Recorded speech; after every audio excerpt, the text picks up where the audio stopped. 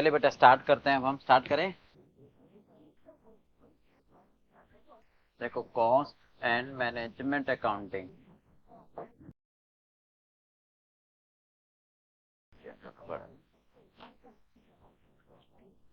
देखो बेटा, 100 मार्क्स के पेपर में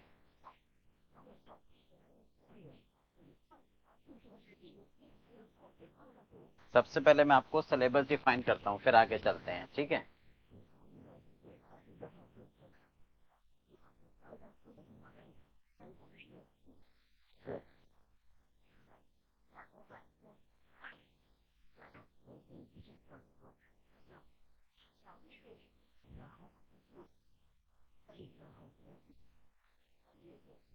देखो, आपका सिलेबस है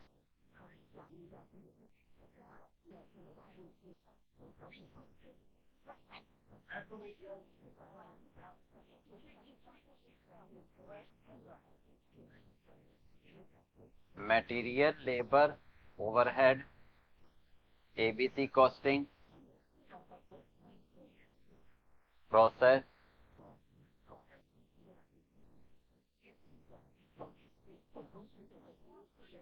joint product and by product,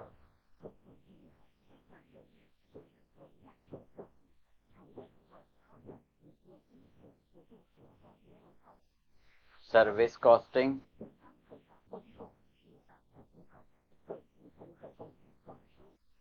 cost sheet,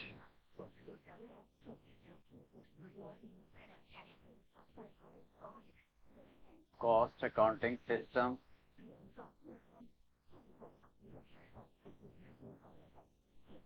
marginal,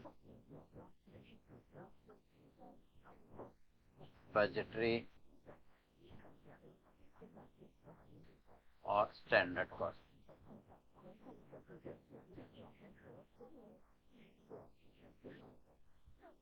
एक टॉपिक और आता था, मैं लिख देता हूँ, अभी हटाया है इन्होंने, कॉन्ट्रैक्ट कॉस्टिंग। ये अभी नए सिलेबस में डिलीट कर दिया है। चलो आप ध्यान से सुनो बेटा। सबसे पहली बात, कॉस्टिंग में ही ध्यान रखना, 100 मार्क्स के पेपर में 70 मार्क्स का पेपर आपका प्रैक्टिकल है, ठीक है, और 30 नंबर का एमसीक्यू आएगा, और ये है प्रैक्टिकल, ठीक है।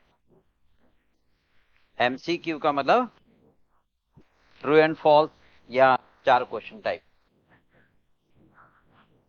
ये बाइफरकेशन, मेरी बातों को ध्यान से सुनते जाना, ये बाइफरकेशन आईसीआई ने दी है, जरूरी नहीं है कि एग्जाम में उसको फॉलो करे।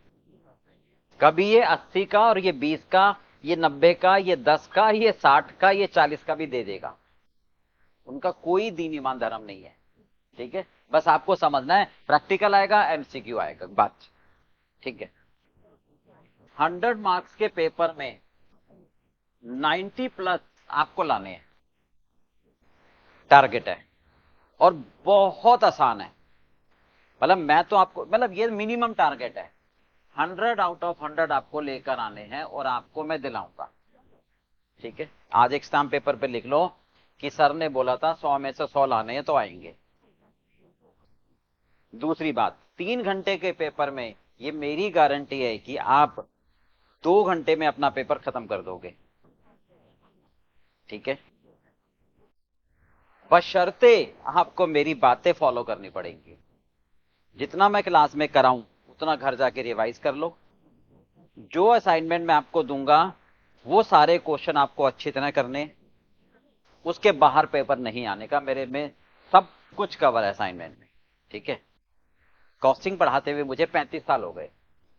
मैं बोर्ड ऑफ स्टडीज का मेंबर हूं आईसीआई में, और एग्जामिनेशन कमेटी में भी रह चुका हूं। तो ये बहुत आसान है आपको अटेम्प्ट करना, बस स्ट्रेटेजी आपकी ठीक होनी चाहिए। सबसे पहला काम आपको क्या करना है, आपको ना 2 रजिस्टर प्रिपेयर करने हैं, ओके। क्यों सर? एक आपको बनाना है कॉन्सेप्ट का, ओके। एक बनाना है प्रैक्टिकल क्वेश्चन आंसर का।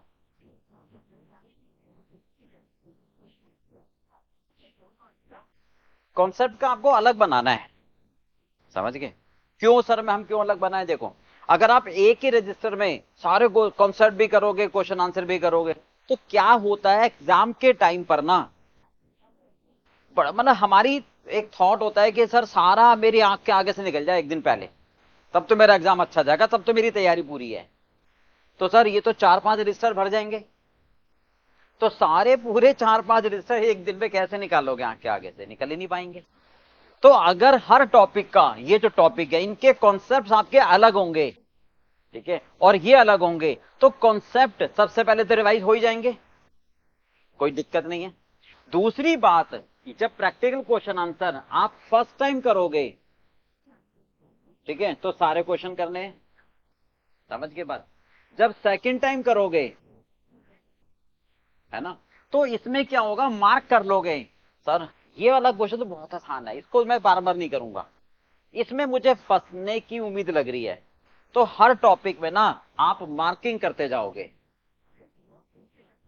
कि बाद में इसको मैं एक बार और देखना चाहूंगा, समझ गए?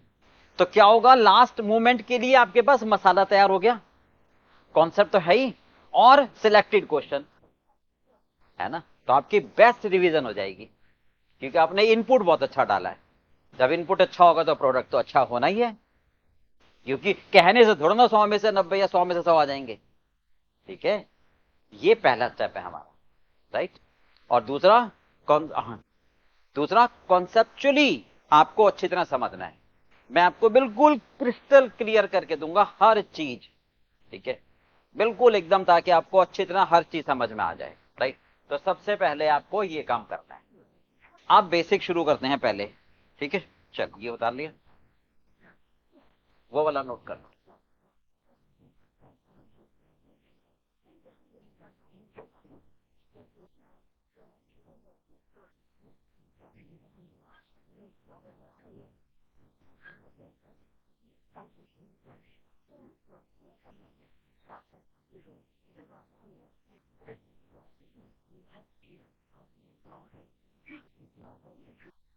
सबसे पहले बेसिक शुरू करते हैं। देखो, बेसिक्स में दो टर्म आएंगी, एक आएगा कॉस्टिंग, एक आएगा cost accounting,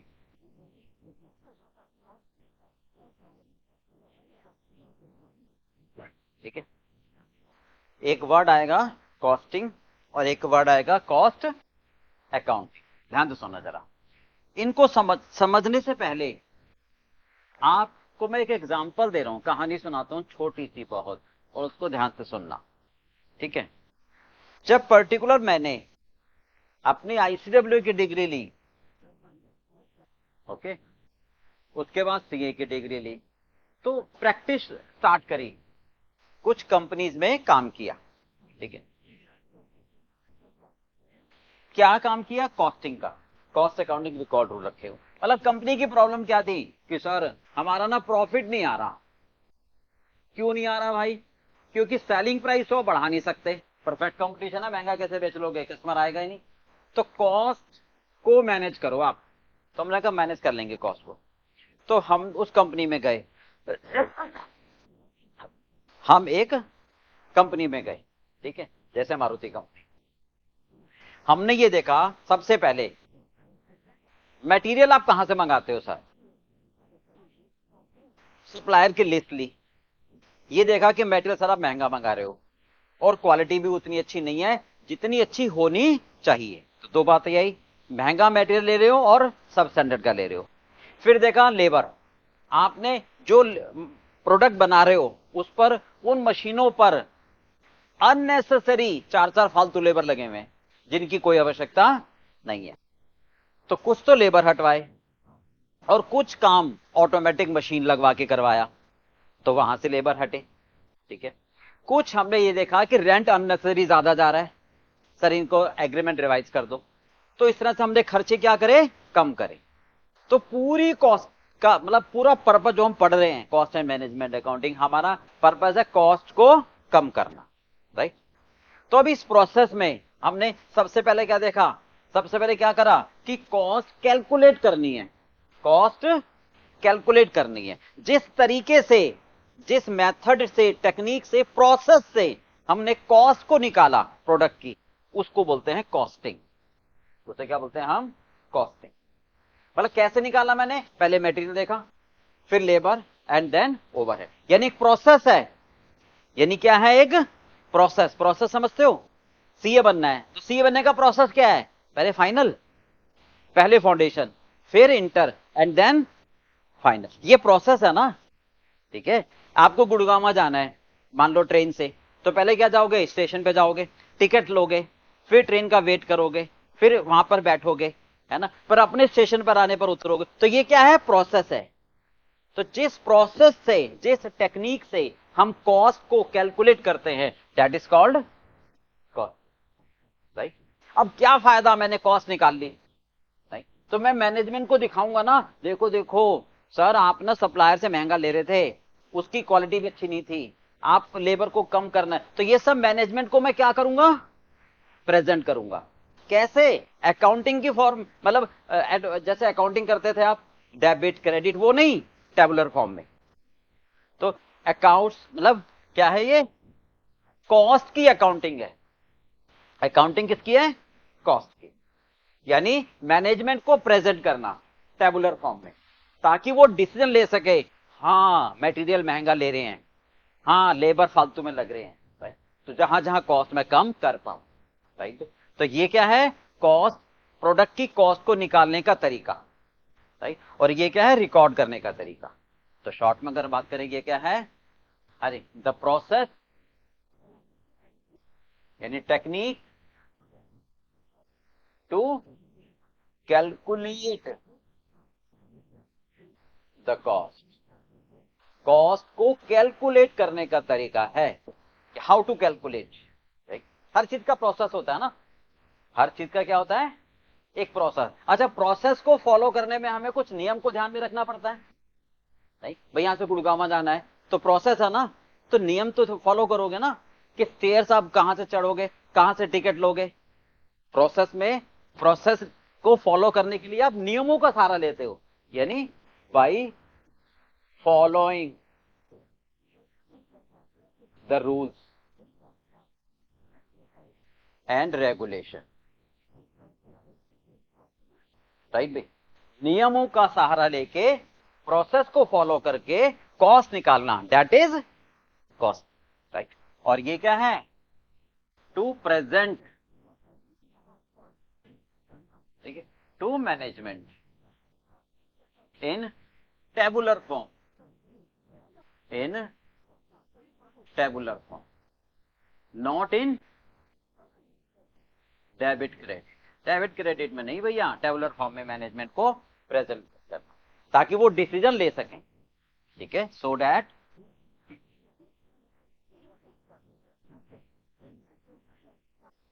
they are in a position to take the decision.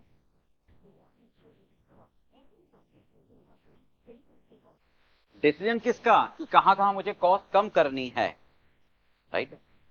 Cost accounting समझ आ गई, ठीक है, कॉस्टिंग समझ आ गई। अच्छा, मैं एक और एग्जांपल देता हूं, इसमें ये भी है, प्रेजेंट करना, ठीक है, हर एलिमेंट को, मैनेजमेंट को प्रेजेंट करना टेबुलर फॉर्म, प्रत्येक एलिमेंट, ठीक है, ईच एलिमेंट, हर एलिमेंट को, कितना मटेरियल, कितना लेबर, कितने ओवरहेड, राइट। अच्छा, एक एग्जांपल मैं और देता हूं ताकि समझ आ जाए। मान लो आप, ठीक है, मान लो एक्स ने, एक्स को उसकी मम्मी ने 2,000 रुपए दिए कि बेटा जाइए सामान ले आ, ठीक है, आटा ले आ, मैदा ले आ, ठीक है, दालें ले आ, शुगर ले आ, ठीक है, ये सारी चीजें ले आ। अब ये सामान ले आया सारा, ठीक है, ला के मम्मी को ये कह दिया कि ये लो बाप पे 100 रुपए ले लो आप अपने, तो मैं 1,900 रुपए का सामान ले आया, समझ रहे हो। अब मम्मी ने कहा बेटा 1900 रुपए का तू इतना सामान लाया, मुझे लग रहा है कहीं गड़बड़ है, कुछ सामान महंगा लाया है। अच्छा बता कौन सा सामान कितने का। अरे मम्मी की तो मैंने नोट ही नहीं करा, मैंने तो बस उसने ये कहा कि 1900 रुपए का बिल बना, मैंने 1900 रुपए दिए और सामान लिया और आ गया। मैंने कहा बेटा ये क्या कर रहा है तू, तो ये तो बता कि कौन सा सामान कितने का। राइट। फिर वो दुकान पर भागा भागा गया मैं कि भाई अच्छा दुकानदार जी ये बताओ आटा कितने का। नहीं, आटा है सर जी 1000 रुपए का, मैदा है 200 रुपए का, दाल है 300 रुपए की, शुगर है 400 रुपए की। राइट, ये आया बिल। तो ये जो हर एलिमेंट कौन सा कितने का ये बिल दिया, ये बिल दिया, that is cost accounting, that is counting of cost ना, खर्चों का ब्यौरा रखना। राइट। और मैं दिखा रहा हूं ना मम्मी को ये लो बिल, यानी प्रेजेंटेशन। क्लियर बात, यानी प्रेजेंटेशन कि जब आप खर्चों की रिकॉर्डिंग करते हो ताकि आप मैनेजमेंट को दिखा सको, ताकि मैनेजमेंट देखकर ये निर्णय ले सके हाँ भाई हाँ यहां ज्यादा आ रही है इसको कम करें, वो कहलाती है कॉस्ट काउंटिंग। समझ में आ गई। किसी भी प्रोडक्ट की कॉस्ट निकालना कॉस्टिंग तरीके से। राइट, समझ में आ गई बात। प्रोडक्ट की निकलेगी, हर प्रोडक्ट की अलग अलग कॉस्ट निकलेगी, इस तरीके से नियमों को फॉलो करके, जिस तरीके से जिस मेथड से आप कॉस्ट निकालते हो, ठीक है, उस तरीके को बोलते हैं कॉस्टिंग। चल अब आते हैं बेसिक कॉन्सेप्ट पर। ये तो जो टर्म थी जो आगे के लिए बस काम आएंगी। ठीक है,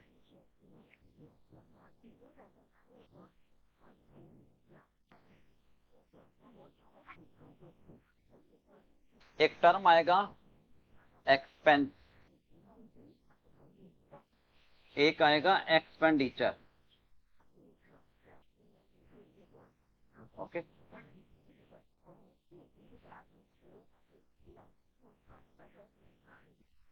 अब हमें समझना है बेसिकली डेफिनेशन ऑफ कॉस्ट।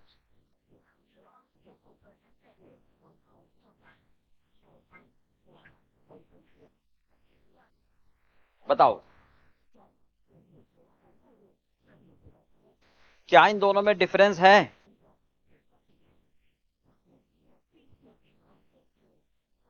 हाँ जी अनन्या उत्कर्ष बेटा यहां तक समझ आ गया, ये बताओ जल्दी। अच्छा आप ये बताओ, ये दोनों वर्ड सुने हुए दे, ये देखे हुए कई वर्ड ऐसे कुछ लगे, तो क्या क्या ये सेम है या अलग है। अलग है। अलग है, क्या अलग है बताओगे। अ, जो मन में आ रहा है बताओ, तभी तो ठीक होगा।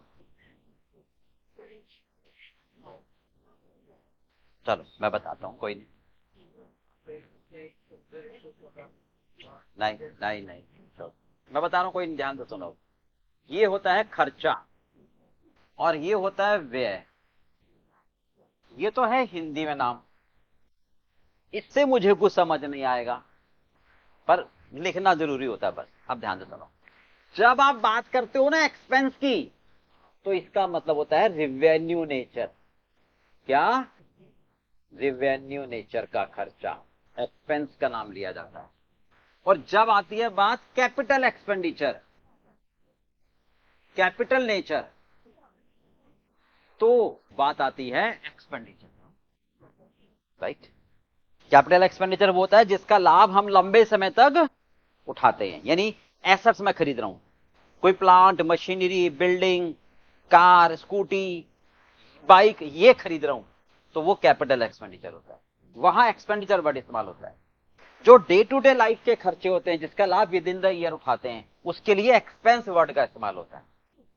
राइट, इतना समझना है बस आपको। ठीक है, तो रिवेन्यू नेचर का मतलब जिसका बेनिफिट हम लेस देन 1 ईयर, और ये बेसिकली फिक्स एसेट्स को क्रिएट कर लेता है।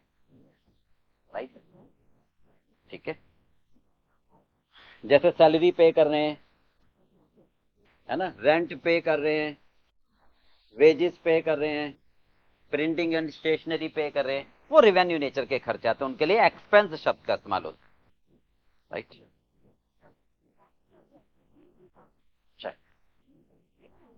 अब देखो डेफिनेशन ऑफ कॉस्ट किसे कहते हैं, ठीक है, मैं लिख रहा हूं फिर समझाता हूं। Cost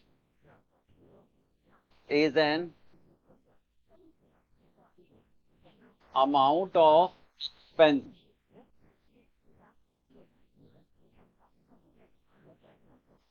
which is to be incurred to produce the goods, बनाना और बेचना।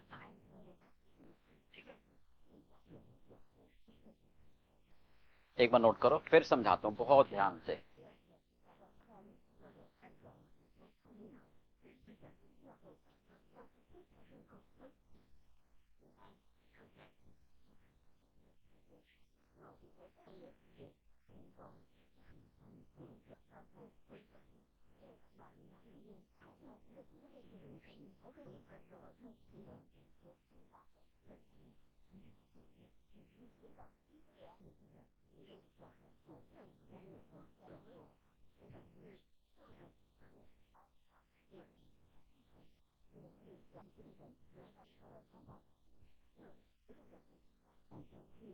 हो गया?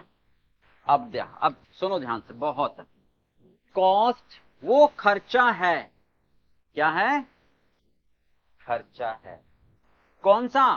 जो माल को, प्रोडक्ट को, पेन को, पेंसिल को, मोबाइल फोन को, चेयर को, शर्ट को, टीवी को बनाने का मतलब बेचना ही होता है, क्यों खरीद के रखूंगा तो, बना के रखूंगा तो है नहीं, है ना?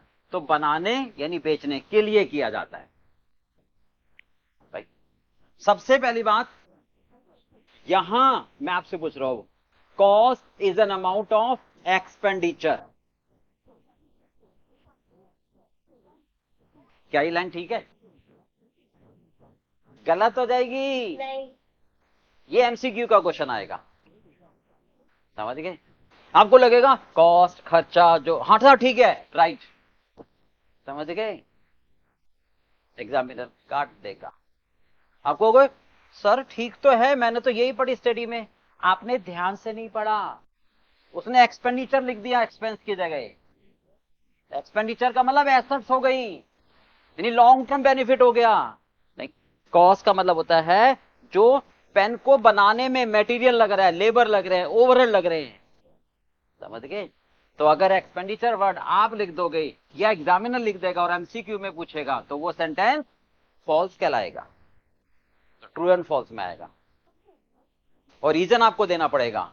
अगर वो ये कहेगा एक्सपेंडिचर तो कहोगे false, because expenditure becomes an asset which represents capital nature, but cost does not mean for capital nature.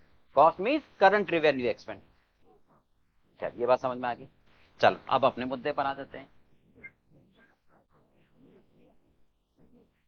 यानी वो खर्चा, कौन सा खर्चा? जो मैं मोबाइल फोन बना रहा हूं उसके लिए जो खर्च कर रहा हूं, यानी मोबाइल फोन में क्या है? स्क्रीन है, प्लास्टिक है, लुब्रिकेंट ऑयल इस्तेमाल हो रहा है ना, सिम कार्ड इस्तेमाल हो रहा है, फोन में जो भी सामान इस्तेमाल हो रहा है, और जो लेबर लग रही है, और जिस फैक्ट्री में बन रहा है वहां का रेंट, तो ये सारे खर्चे उसके संबंधित हो गए। वो क्या, सब क्या है? कॉस्ट है। वो सब क्या है? कॉस्ट। तो सर इसको समझने की जरूरत क्या थी, सारे खर्चे ही तो कॉस्ट हैं? नहीं, नहीं, ध्यान से देखो, ध्यान से देखो। एक्सपेंस को मैं दो कैटेगरी में डालता हूं, ठीक है? एक, नॉट बीइंग ए कॉस्ट, एक कॉस्ट जो माल को बनाने में होता है। अब कॉस्ट कौन सा नहीं है? वो खर्चा है। ध्यान से देखो जरा, अगर मैं कोई भी डिस्काउंट दे रहा हूं ऑन शेयर, कोई मैं डिविडेंड दे रहा हूं, ठीक है, कोई मैं इनकम टैक्स पे कर रहा हूं, कोई मैं गुडविल राइट ऑफ कर रहा हूं,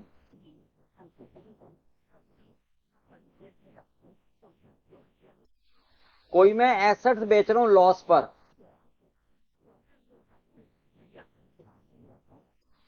तो ये सारे खर्चे तो हैं, बट इन खर्चों का प्रोडक्ट के बनाने से कोई दूर दूर तक का संबंध नहीं है। राइट। इनकम टैक्स, ये मेरी पर्सनल लिएबिलिटी है, ठीक है, ये मेरी पर्सनल लिएबिलिटी है। डिविडेंड पेड, ठीक है, ये प्रॉफिट का पार्ट है, एप्रोप्रिएशन ऑफ प्रॉफिट। शेयर्स पर डिस्काउंट दे रहा हूं, कंपनी की पॉलिसी है, राइट भाई। गुडविल रिटर्न ऑफ, किसी को पे नहीं कर रहा खर्चा। एसेट्स को घाटे में बेच रहा हूं, कोई खर्चा किसी को पे नहीं कर रहा, तो इनका प्रोडक्ट से कोई लेना देना नहीं है।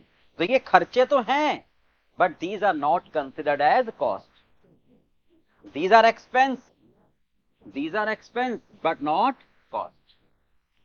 समझ में आ गई? कॉस्ट किसे कहते हैं? जो प्रोडक्ट बनाने के लिए खर्च करते हैं।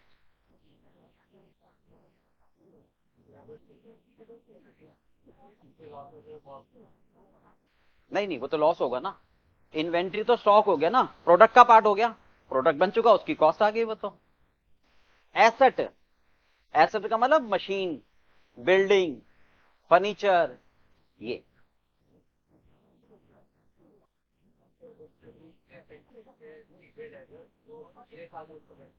वो आएगा, वो तो खर्चों में आ गया ना, वो तो कॉस्ट में आ चुका पहले, रेवेन्यू। हो गया बेटा? हाँ जी, उत्कर्ष और, हाँ जी, समझ आ रहा है बेटा? Yes sir.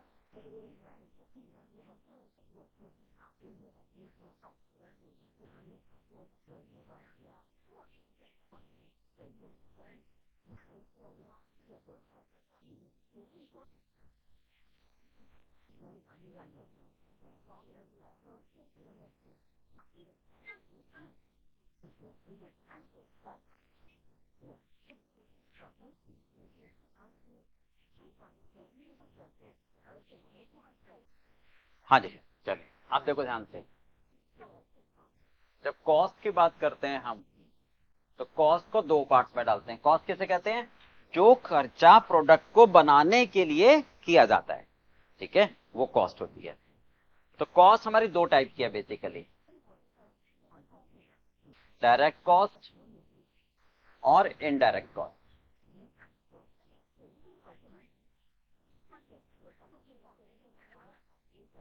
डायरेक्ट कॉस्ट में आएगा direct material,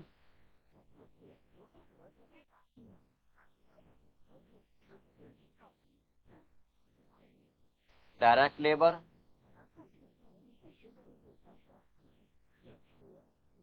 and direct expense.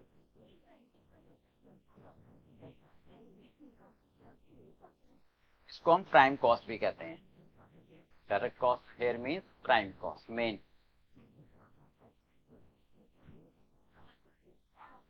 Indirect cost को हम दूसरा नाम ओवरहेड भी कहते हैं, और दूसरे खर्चे। इसमें क्या आएगा? इनडायरेक्ट मटेरियल,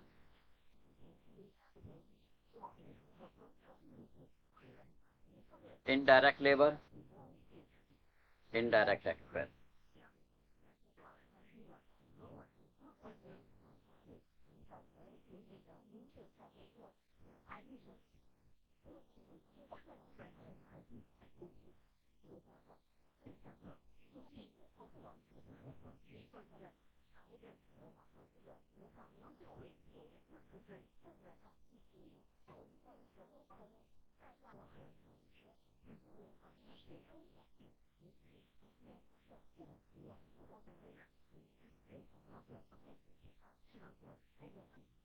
हो गया?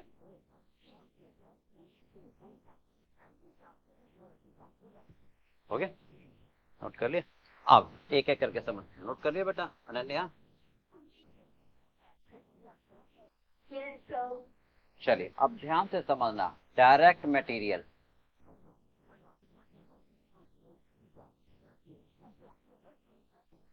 As well as indirect material.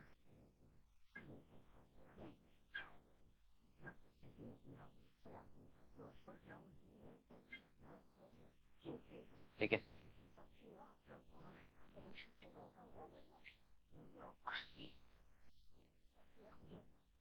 देखो पहले मैं लिखता हूँ फिर समझाऊंगा। Direct material means which can be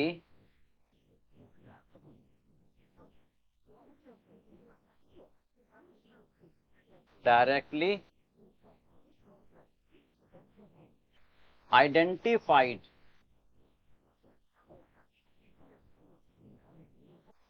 per unit of product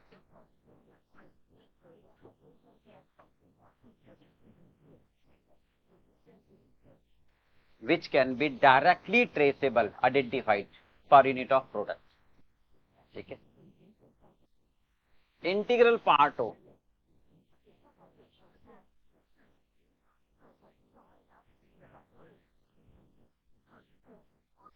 integral part of main product. It can be seen, feasible in finished goods.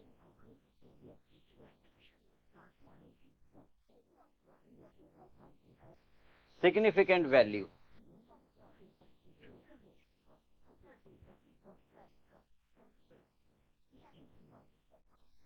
वो कहलाता है direct material. Indirect which cannot be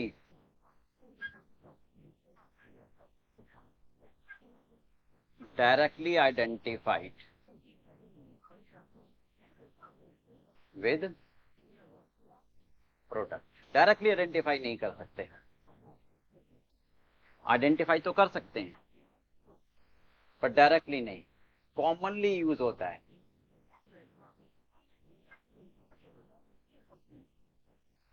for all product.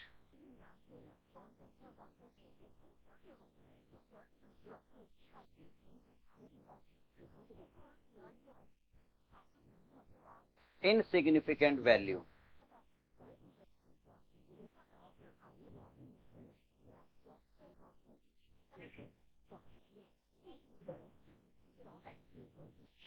चलिए अब जरा समझते हैं, एक बार note कर लो, फिर एक एक करके मैं इसको एक्सप्लेन करता हूं.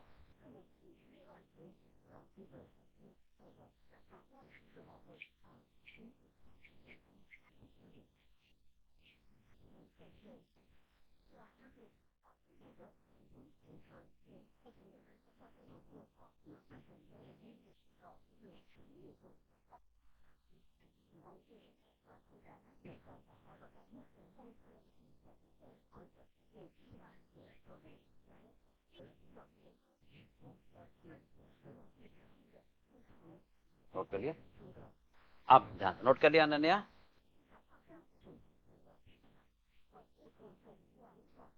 Yes, sir. चलो आप ध्यान से सुनना, जरा मत करना कुछ भी नोटिंग, बहुत ध्यान से listen. Which can be directly identified. Directly identified हो. क्या वर्ड आया मेरे पास? डायरेक्टली. क्या वर्ड आया? कैन नॉट बी डायरेक्टली यानी इनडायरेक्ट. ठीक है, इसको समझना है.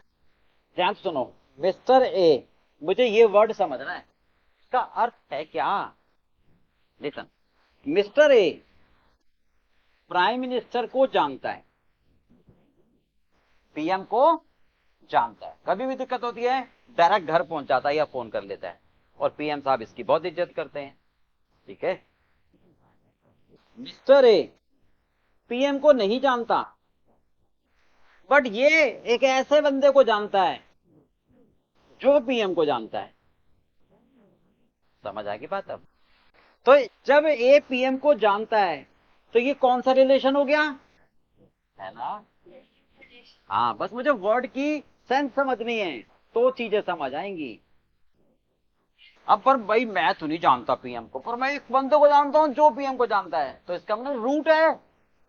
जानता तो है बट कौन सा रिलेशन है? Indirect. तो ये वर्ड समझ आ गए.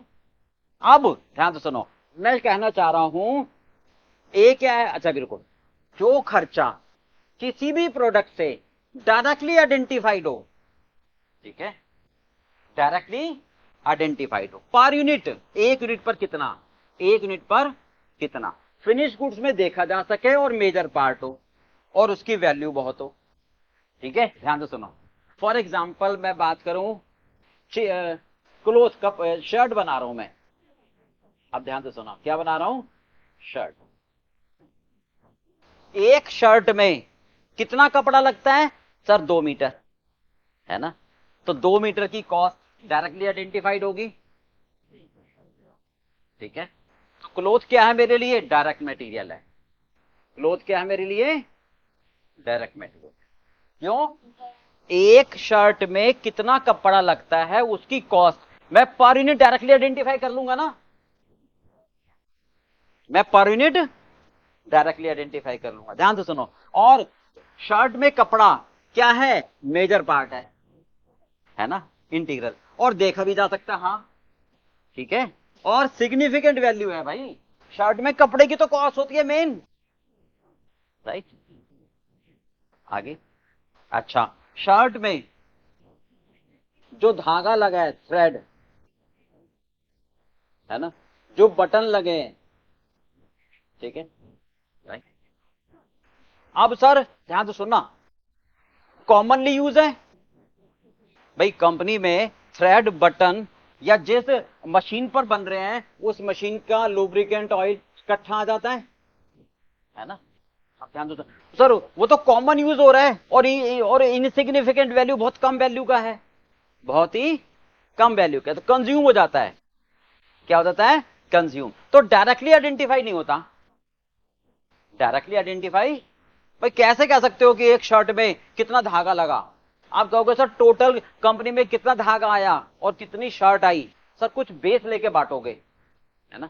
इसका मतलब जब मैं बात करता हूं कपड़े की, जब मैं बात करता हूं कपड़े की, है ना, तो कपड़ा प्रोडक्ट से डायरेक्टली आइडेंटिफाइड हो गया।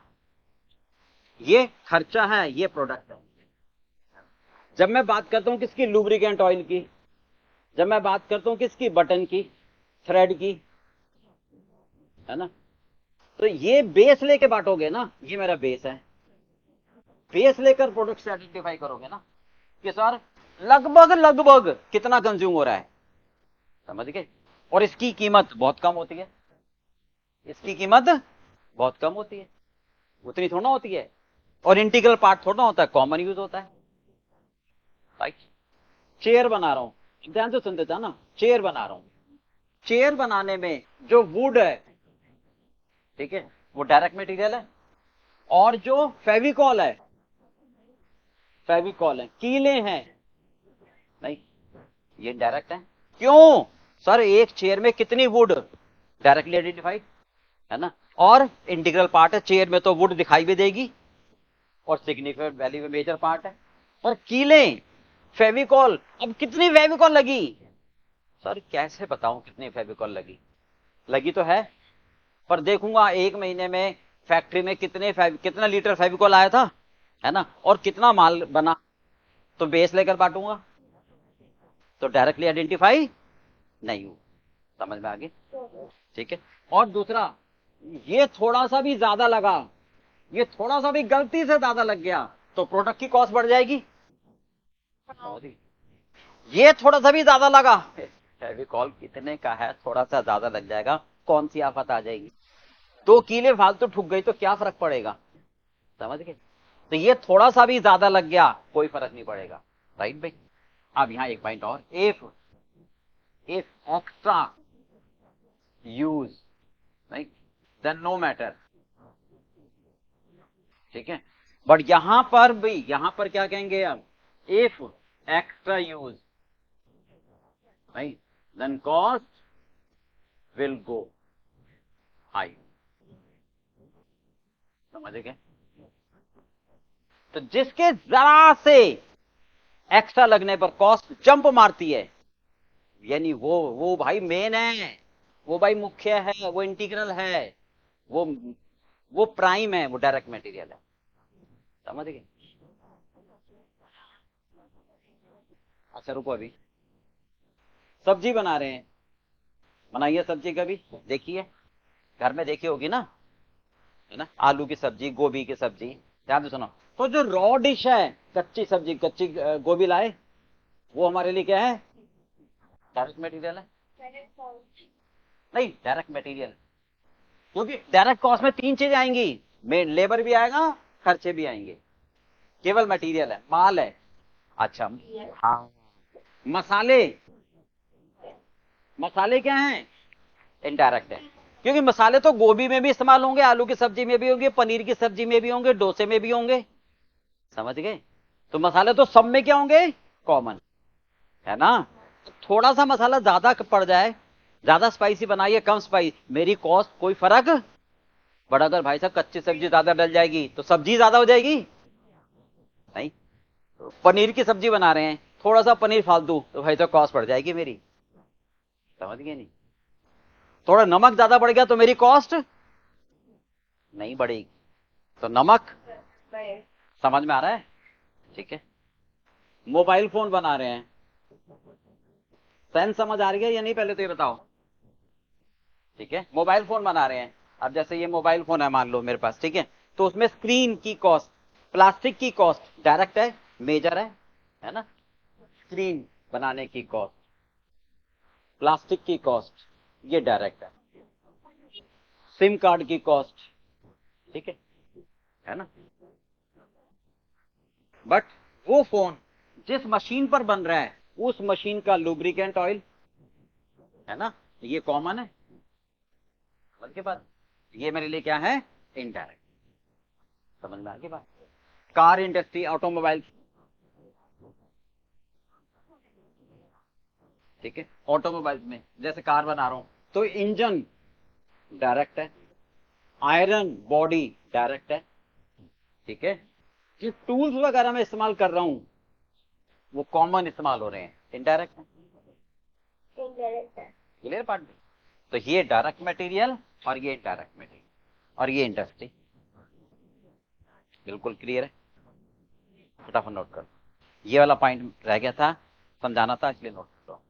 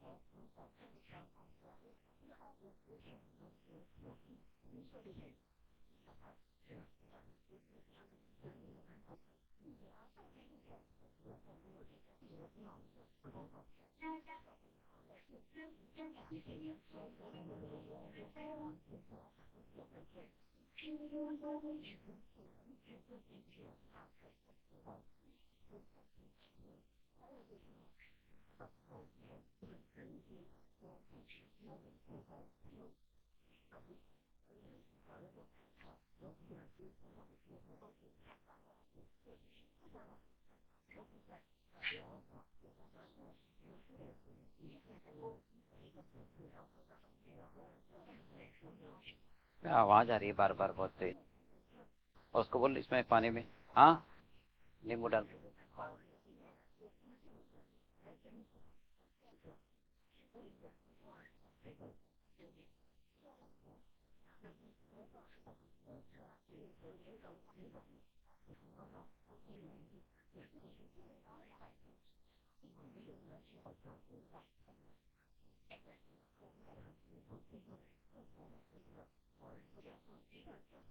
हो गया?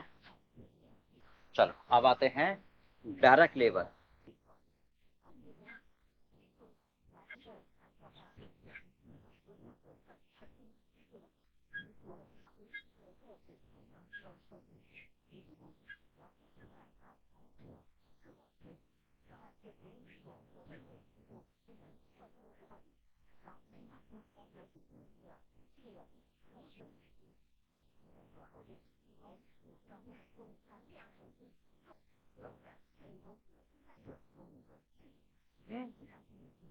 क्या?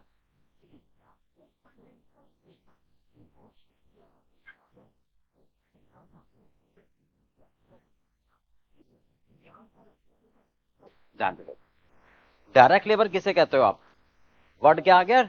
डायरेक्ट, यानी वो लेबर जो डायरेक्टली आइडेंटिफाई कर सके, ठीक है, हाँ जी, वो labour which can be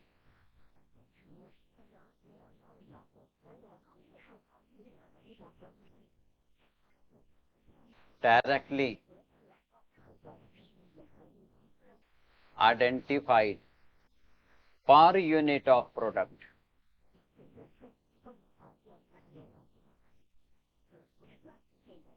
Okay, per unit of product. Identified can be traced, right? और वो the labor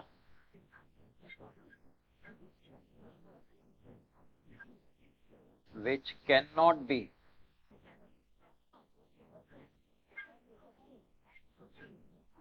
directly identified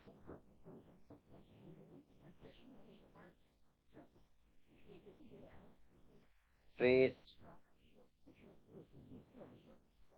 with per unit of product, that is commonly used,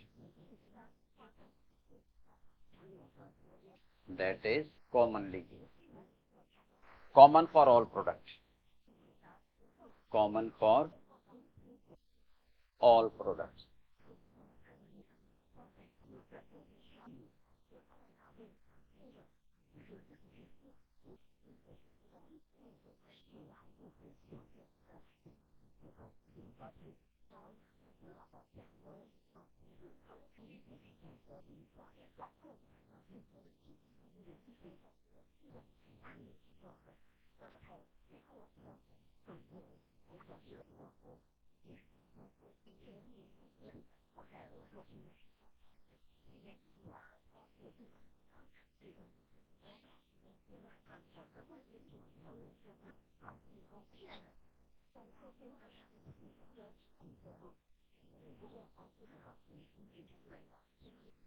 हो गया?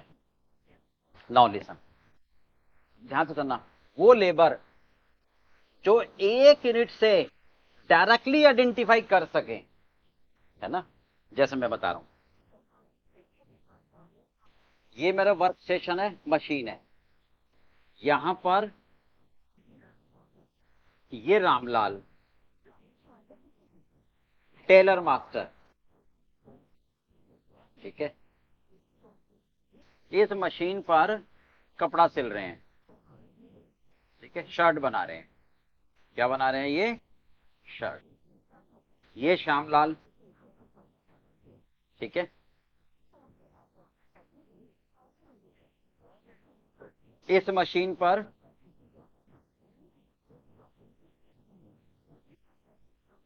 ट्राउजर्स बना रहे हैं, ठीक है, राइट। ऐसी एक और लेबर है, इस मशीन पर ये भी शर्ट बना रहे हैं, ठीक है, ये 39 नंबर की, ये 42 नंबर की, ठीक है, मिस्टर सोहनलाल। अब ध्यान से बाद में नोट करना, अब जरा देखो ध्यान से। एक टोहनलाल में रखा हुआ है, इन तीनों पे निगरानी रखी हो, कहीं ये गॉसिप तो नहीं कर रहे, ठीक है, ध्यान से।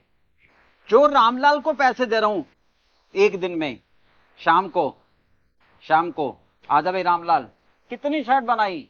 सर जी मैंने ना आज 2 शर्ट पूरी कर दी, ठीक है, ले भाई तू 2000 रुपये ले अपने, यानी 1000 रुपये पर शर्ट, 1000 रुपये पर शर्ट, डायरेक्टली हो गया ना, ठीक है। हाँ भाई श्यामलाल, तूने कितनी ट्राउजर्स बनाई?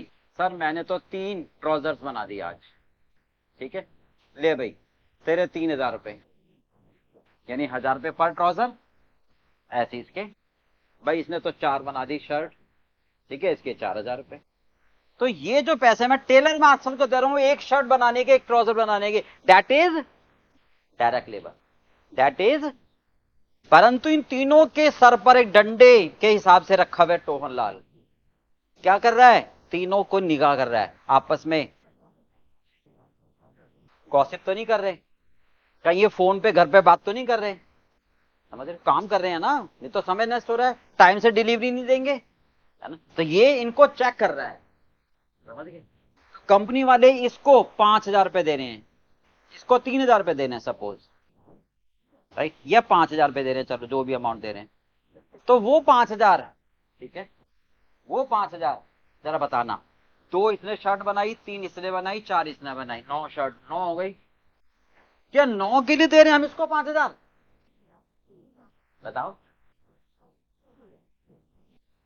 भाई, मान लो इसने चलो 5 शर्ट बनाई, मान लेते हैं, तो टोटल 10 हो गई, है ना, इसको 5,000 दिए मान लो, तो 10 शर्ट के क्या मैं इसको 5,000, एक के 500 दे रहा हूं?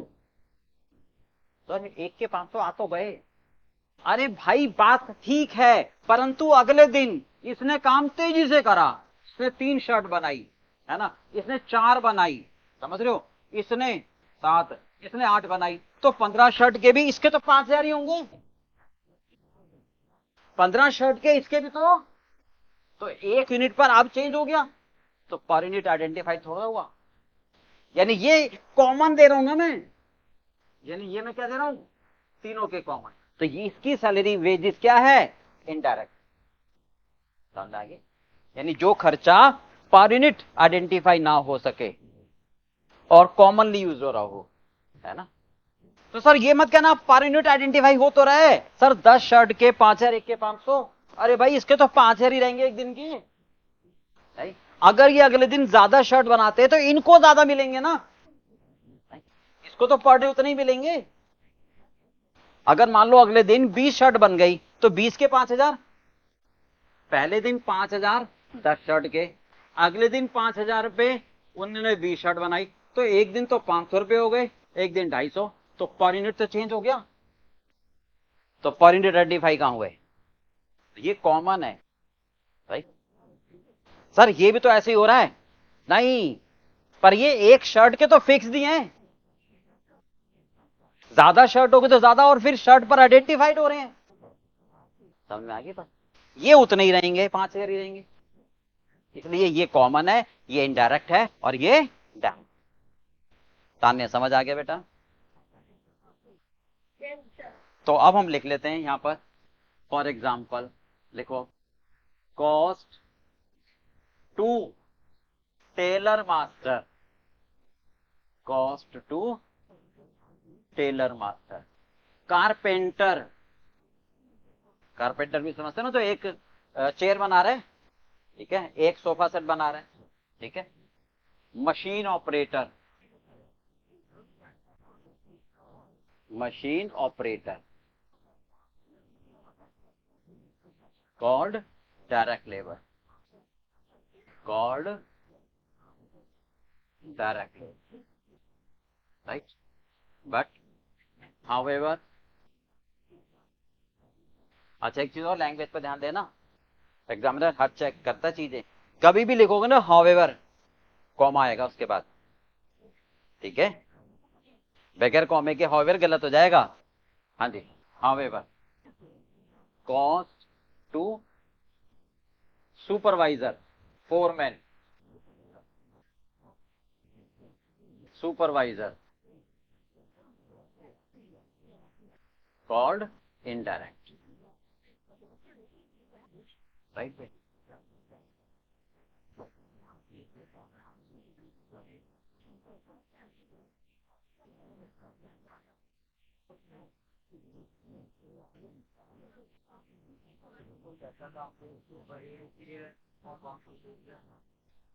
ऐसा हो ही नहीं सकता, एग्जाम्पल ही नहीं है कोई, वो तो लेबर तोड़ना है, पैकिंग कॉस्ट होगी ना वो तो, हाँ, तो उसको तो मैं पर यूनिट नहीं दूंगा ना, उसको तो तनख्वाह दूंगा, है ये नहीं,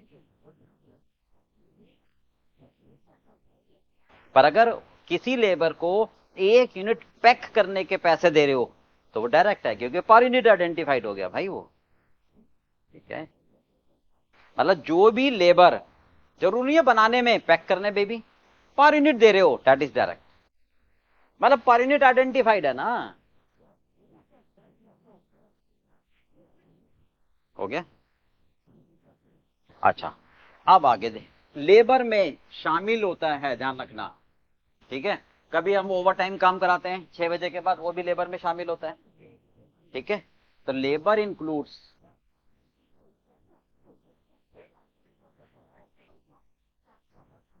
हाँ जी, फर्स्ट ओवर टाइम, यानी अगर मैं 6 बजे के बाद 2 घंटे लेबर को बिठाऊं और पैसे दूं, तो वो ओवर टाइम भी लेबर का ही पार्ट कहलाएगा, ठीक है। मैं उसको कभी बोनस दे दूं, खुश होके ले भाई ले, बोनस दे देता हूं टेलर को, कारपेंटर को, मशीन ऑपरेटर को, तो वो भी लेबर का ही पार्ट है। अच्छा एक बात और, उसके हिस्से का कुछ पैसा मैं फंड में डाल देता हूं,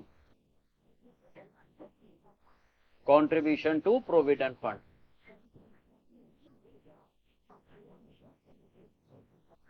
ठीक है। एम्प्लॉयर, ध्यान रखना, एम्प्लॉयर का कंट्रीब्यूशन प्रोविडेंट फंड में लेबर का ही पार्ट है। क्या होता है ये, सुनो ध्यान से।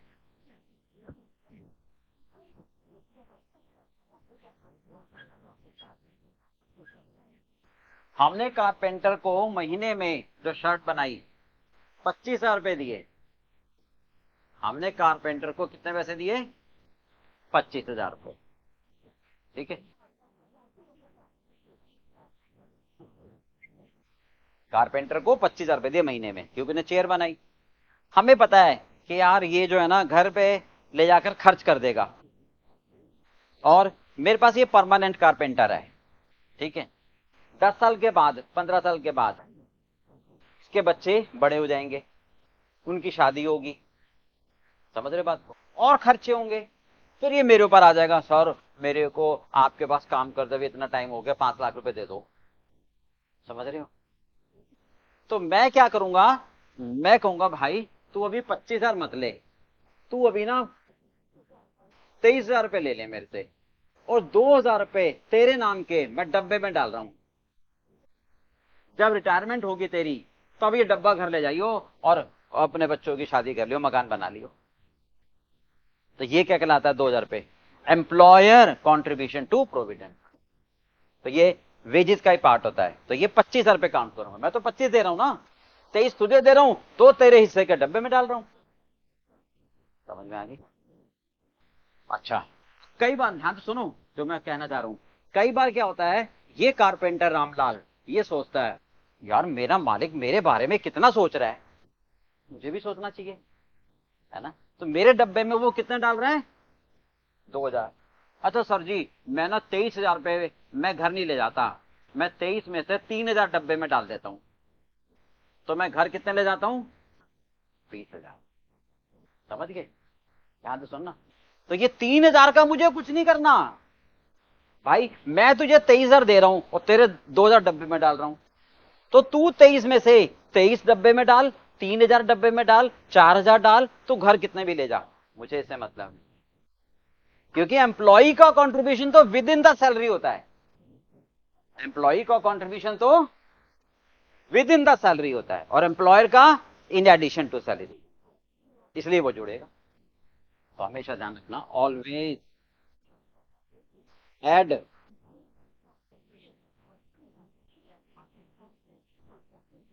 एम्प्लॉयर्स कंट्रीब्यूशन, ठीक है, because it is in addition to, in addition to wages, ठीक है, वेजेस के अलावा होता है ना वो तो, ठीक है। हाउएवर एम्प्लॉय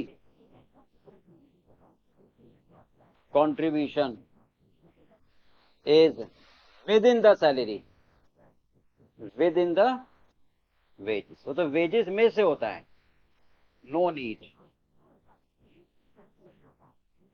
टू एड, समझ में आ गई बात।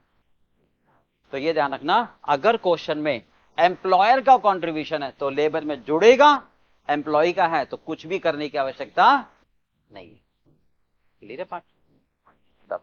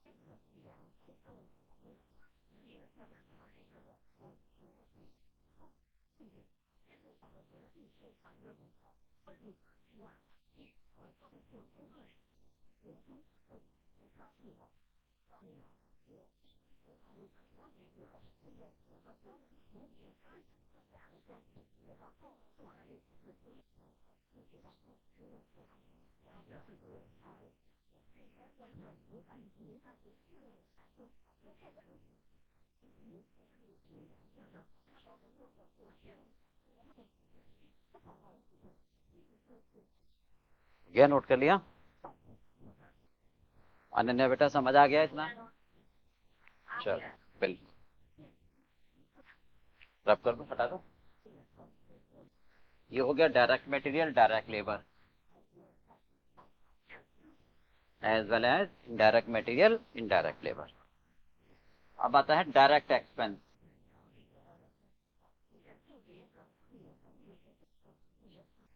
अब डायरेक्ट वर्ड का मतलब समझ आ गया ना?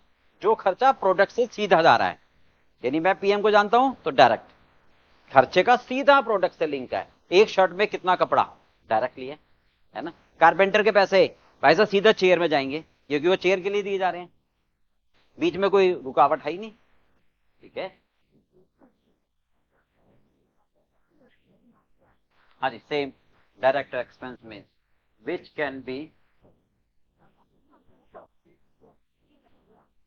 Directly identifiable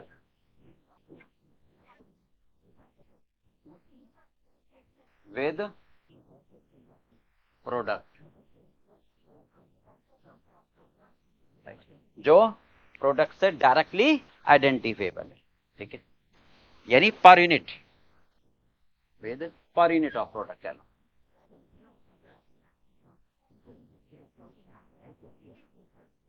with per unit of product.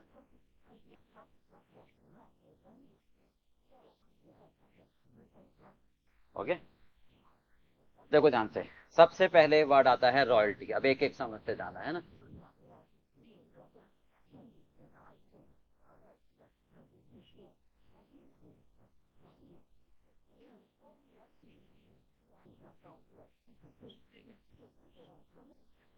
क्या होती है रॉयल्टी? सुनो ध्यान से, वो खर्चा, तीन चीजें हैं, मटेरियल, ठीक है, लेबर और खर्चा।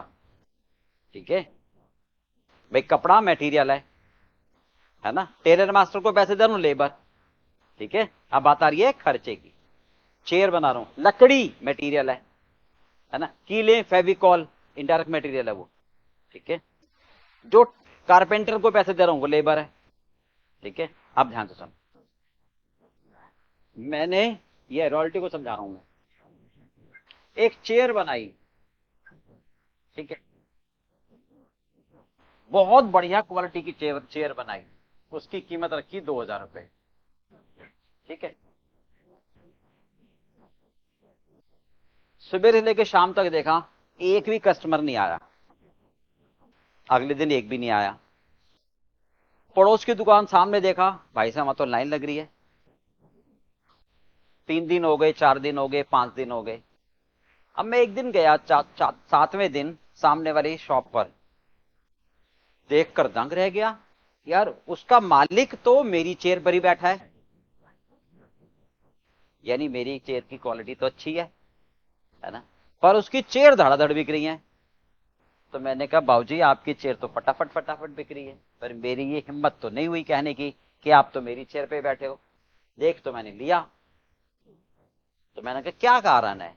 तो उसने कहा सीधी सी बात है, हमने ब्रांडिंग बना रखी है, उनका नाम है, कहता है हमारा मार्केट में नाम है डूरियन, नाम से बिकता है, यानी इस नाम पर कस्टमर रिलाई करता है। ठीक है, लॉयल है हमारे प्रति, कि हम जो भी बना के बेचेंगे कस्टमर का भरोसा है हमारे ऊपर। समझ, आपको टाइम लगेगा। तो मैंने अपने दिमाग में सोचा यार टाइम तो नहीं है। मैंने कहा बाबूजी एक काम करते हैं, मैं मेरी जो चेयर है ये तो मान गए आप अच्छी क्वालिटी की है, हाँ मानता हूं। आप ऐसा करो, मेरी मैं जो चेयर बना रहा हूं उस पर आप अपना नाम लिखने का अधिकार दे दो, यानी मैं अपनी चेयर पर आपकी कंपनी का नाम छाप देता हूं बस, और फिर बेचता हूं, तो वो मेरी दुकान पे भी लाइन लग जाएगी, है ना। तो उसने कहा हाँ ठीक है। मैंने कहा देखो बहुत दूर है, इतना नहीं है कि आपका कस्टमर मेरे पास आएगा, ठीक है, बहुत दूर है, 1 किलोमीटर का रास्ता है। तो मैंने कहा ठीक है चलो कोई बात नहीं। तो मैंने अपनी चेयर पर डूरियन का नाम लिखना शुरू कर दिया। ठीक है, और मेरी चेयर भी बिकनी शुरू हो गई। क्या डूरियन वाले मेरे से कुछ मांगेंगे नहीं? वो कह रहे भाई साहब नाम इस्तेमाल करने के हर चेयर पर 100 रुपए दोगे आपको हमारा। मैंने कहा कोई दिक्कत नहीं है, 100 रुपए दे के चेयर तो बिक रही है। तो हर चेयर पर उन कंपनी का नाम लिख रहा हूं, हर चेयर पर नाम लिख रहा हूं, और उसके 100 रुपए दे रहा हूं। समझ गए? तो ये रॉयल्टी तो है, पर यूनिट आइडेंटिफाइड है क्योंकि हर चेयर के दे रहा हूं। ठीक है, तो ये कौन सा खर्चा हुआ? डायरेक्टली आइडेंटिफाइड पर यूनिट ऑफ प्रोडक्ट, है ना। एक चेयर के 100 रुपए, 2 चेयर के 200, 3 चेयर के 300। बोलो क्लियर है? अनन्या समझ आ गया बेटा? Yes sir. ये कहलाएगा रॉयल्टी। बोलो बिल्कुल क्लियर है? हाँ जी, चल इकट्ठे नोट करना भी। दूसरा है हायर चार्जेस। हायर चार्ज, ठीक है, किराया। क्या है? Hire charge. ठीक है, ध्यान से सुनो, किराया। हम एक बिल्डिंग बना रहे हैं, राइट, बिल्डर है, बिल्डिंग बना रहे हैं। ठीक है, बिल्डिंग बनाने में मुझे एक वेल्डिंग मशीन चाहिए। क्या चाहिए? Welding machine. मेरे पास नहीं है। ठीक है, और भी बहुत महंगी आती है, मान लिया मैंने। तो मैंने कहा मैं इतनी महंगी मशीन खरीद के क्या करूंगा, किराए पे ले लेता हूं। तो ये जो मैंने बिल्डिंग बनाई, 2 बेडरूम का सेट बनाया, ठीक है, ये बिल्डिंग बनाई एक्स के नाम से। इस पर इसको बनाने में ये वेल्डिंग मशीन किराए पे ली, इसका किराया इसको बनाने में 5,000 रुपये देना पड़ा। तो ये 5,000 रुपये इस प्रोडक्ट के लिए डायरेक्टली आइडेंटिफाइड है। समझिए बात। तो कोई भी प्रोडक्ट बना रहे हो, कोई भी ऐसा प्रोडक्ट बना रहे हो जो एक ऐसी मशीन पर बन रहा है जो मशीन आपको किराए पे लेनी पड़ रही है या नहीं? ठीक है, तो वो किराया क्या है? डायरेक्टली आइडेंटिफाइड है। वो किराया क्या है? Directly identified. तो हायर चार्जेस ऑफ मशीन। बोलो समझ आ गई? ये सारे कौन से खर्चे हैं जो डायरेक्टली आइडेंटिफाइड हो रहे हैं, जो हमारे डायरेक्टली आइडेंटिफाइड हो। ठीक है, चल एक और, कॉस्ट ऑफ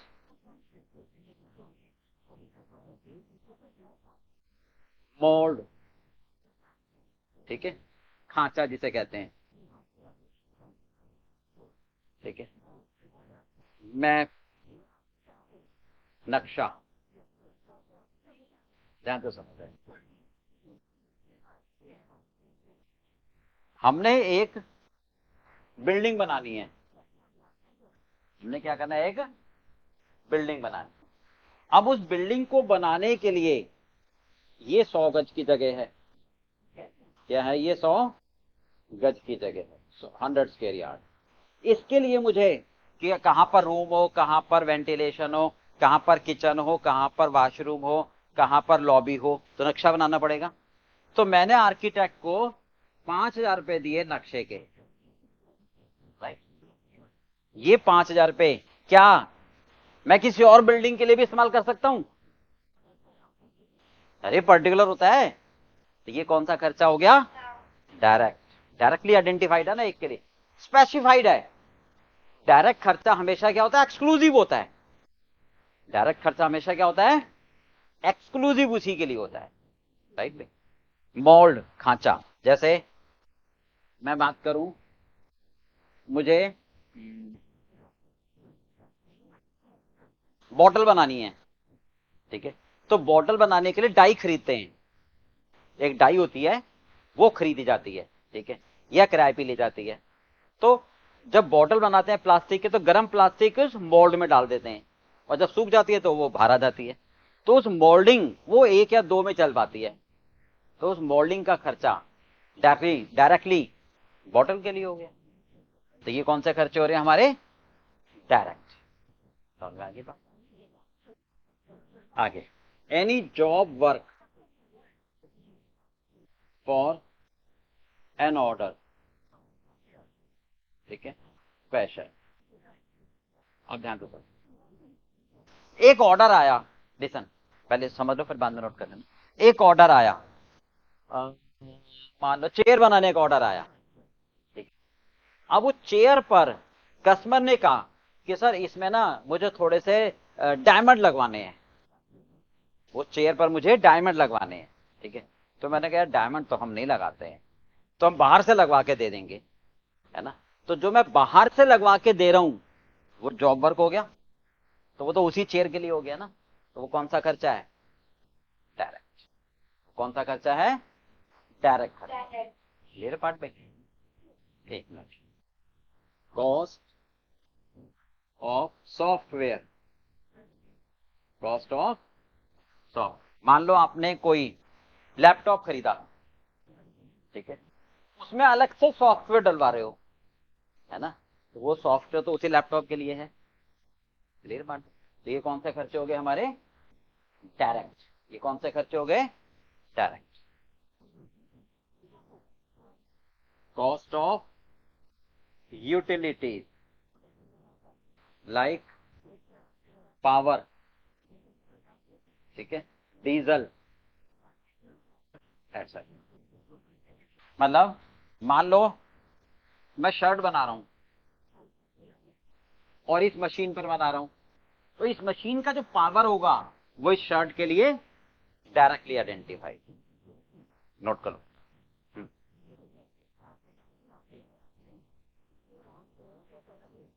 हम्म, चले जाए ना, वहां मिस्टर पांडे होंगे, उनसे मिल लेना।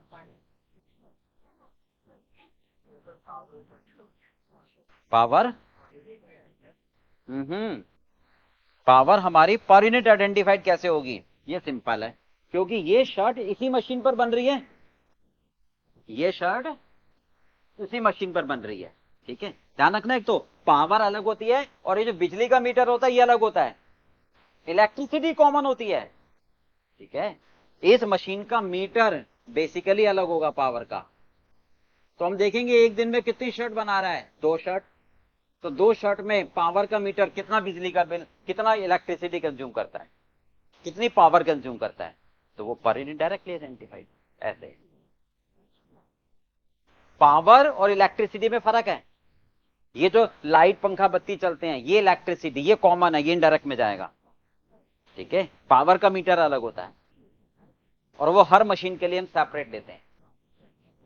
तो ये सारे कहलाएंगे हमारे डायरेक्ट एक्सपेंसेस। क्लियर पानी?